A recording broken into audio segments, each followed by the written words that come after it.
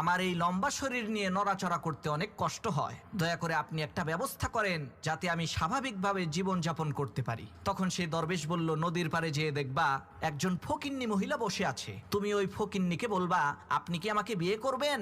ওই ফকিন্নি যদি অস্বীকার করে না বলে তাহলে তোমার 1 ফিট হাইট কমে যাবে। তো সেই লোকটা দরবেশের কথা অনুযায়ী ওই ফকিন্নির কাছে যেয়ে বলছে, আপনি কি আমাকে বিয়ে করবেন। ফকিন্নি বলছে না। তখন সাথে সাথে 1 ফিট হাইট কমে গেছে। লোকটা চিন্তা করলো 8 ফিট লম্বা, এটাও তো কম না, আর একটু খাটো হইলে ভালো হবে। সে আবার ওই ফকিন্নি মহিলাকে বলছে, আপনি কি আমার সাথে বিবাহ বন্ধনে আবদ্ধ হবেন। ফকিন্নি বলছে না। সাথে সাথে আর 1 ফিট হাইট কমে গেছে। লোকটা চিন্তা করলো 7 ফিট লম্বা, এটাও তো কম না, আর 1 ফিট খাটো হইলে আমাকে দেখতে আরো সুন্দর লাগবে। এই চিন্তা করে লোকটা সেই ফকিন্নি মহিলাকে আবার বলছে, আপনি কি আমাকে বিয়ে করবেন।